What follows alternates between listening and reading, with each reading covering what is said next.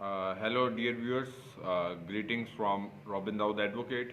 और जैसा कि हम गाहे बगाए अपने जो व्यूअर्स हैं उनके लिए लीगल लर्निंग के डिफरेंट लेक्चर्स जो हैं वो शेयर करते हैं, जो ना सिर्फ हमारे जो यंग लॉयर्स हैं उनके लिए बल्कि इसके साथ साथ जो लॉ के स्टूडेंट्स हैं उनके लिए भी मुस्तफ़ीद होते हैं वो इन लेक्चर्स के ज़रिए से।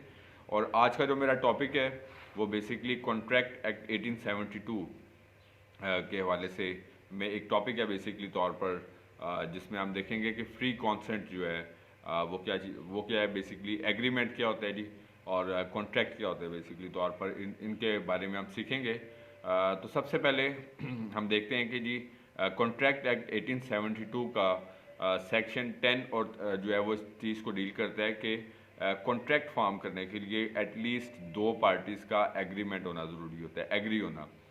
मसलन एक पार्टी जो है वो कोई प्रोडक्ट, कोई सर्विस, कोई चीज़ ऑफ़र करे और दूसरी तरफ जो है वो एक्सेप्टेंस ऑफ ऑफ़र भी होनी चाहिए, offer and acceptance of offer.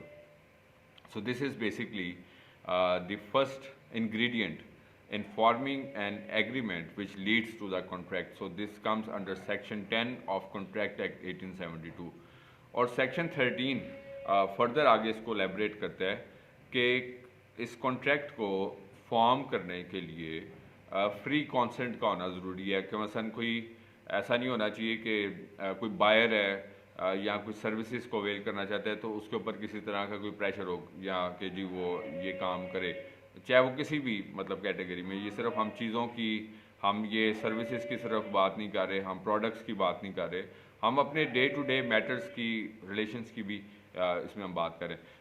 मतलब चाहे इसका ताल्लुक मैरिजेस के साथ है, चाहे इसका ताल्लुक जो है वो लाइक बाइंग एंड सेलिंग के साथ है, मतलब कोई भी चीज़ इसमें शामिल हो सकती है। तो सेक्शन 13 कहता है कि फ्री कॉन्सेंट। अब फ्री कॉन्सेंट सो 4 कंपोनेंट्स का होना ज़रूरी है। इसको एक लीगल कॉन्ट्रैक्ट बनाने के लिए सबसे पहला कंपोनेंट है फ्री कॉन्सेंट। सेकंड कंपोनेंट है बेसिकली तौर पर कि वो मतलब एक इन्फोर्सेबल बाय लॉ भी होना चाहिए कि मतलब अगर कोई उसमें किसी तरह की भी मतलब कोई डिस्क्रिपेंसी आती है, कोई मतलब कोई, तो वो इन्फोर्सेबल बाय लॉ भी होना चाहिए। नंबर थर्ड थिंग है कि वो कोई लीगल ऑब्जेक्ट होना चाहिए, लीगल कॉन्ट्रैक्ट होना चाहिए और उसके बाद एटलीस्ट इसके अंदर दो पार्टीज इन्वॉल्व होनी चाहिए। तो ये बेसिक एलिमेंट्स जो हैं वो किसी भी एग्रीमेंट या कॉन्ट्रैक्ट के अंदर फॉर्म होना ज़रूरी है। सबसे पहले हम फ्री कॉन्सेंट के बारे में सीखेंगे। सेक्शन 13 ऑफ कॉन्ट्रैक्ट एक्ट 1872 कहता है कि कोई कॉन्ट्रैक्ट फॉर्म करने के लिए फ्री कॉन्सेंट ज़रूरी है, मतलब आपकी आज़ाद मर्ज़ी का होना जो है वो ज़रूरी है जो सर्विसेज को, रिलेशंस को या किसी भी चीज़ को फॉर्म करे। अब फ्री कॉन्सेंट एग्जिस्ट नहीं कर सकती अगर इसमें 5 चीज़ें शामिल हो जाएं। कौन कौन से कंपोनेंट शामिल हैं? सबसे पहला कंपोनेंट है कॉर्जन।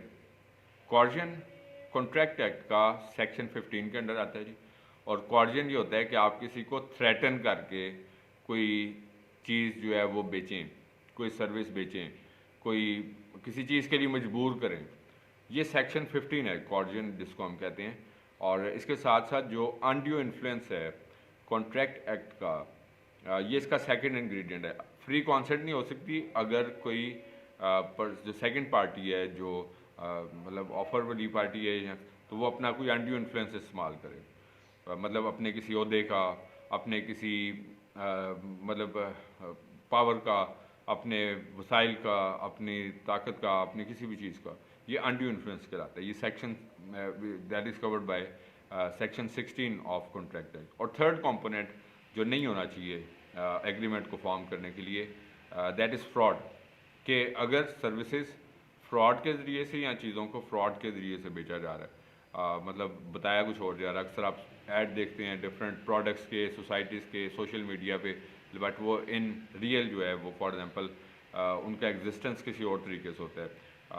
तो ये फ्रॉड जो है that comes under section 17 of contract act. और इसके बाद फोर्थ कंपोनेंट जो है that is miss representation. Miss representation ये है कि चीज़ होती कुछ और है, दिखाई कुछ हो जाती। फ्रॉड ये ऑल टुगेदर आपने किसी चीज़ के पैसे ले लिए लेकिन सर्विसेज प्रोवाइड नहीं की। मिस रिप्रेजेंटेशन ये है कि चीज़ हो कुछ और, दिखाई कुछ और जाए, और इसके बाद फिर ये मिस रिप्रेजेंटेशन के अंदर आती है।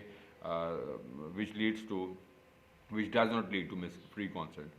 اور اس کے بعد دیٹ از مسٹیک سیکشن 20 کے اندر آتا ہے جی. مسٹیک پھر دو طرح کی ہے, مسٹیک بائی لا اور مسٹیک بائی فیکٹ. مثلاً آپ نے ایگریمنٹ جو فارم کیا, مطلب اس کے اندر کچھ اور لکھنا چاہتے تھے, کچھ اور لکھ دیا, کانٹریکٹ فارم نہیں ہوا. اور مطلب پھر اس کے بعد مسٹیک بائی لا یہ ہے کہ اس کے اندر کچھ لیگل ایسی مطلب اس کے اندر چیزیں آ گئی, ہرڈلس آ گئی جو اس کو ایک کانٹریکٹ بنانے سے روکتی ہیں. تو یہ کچھ کمپوننٹس تھے جو میں نے آج آپ کے ساتھ شیئر کیے بیسکلی طور پر کانٹریکٹ ایگریمنٹ اور فری کانسنٹ کے حوالے سے. اور آئی ہوپ سو کہ گزشتہ لیکچرز کی طرح آپ کو آج کا لیکچر بھی جو ہے وہ پسند آیا ہوگا اور آپ اس سے ضرور مستفید ہوئے ہوں گے. So thank you very much from Robin Dawood advocate.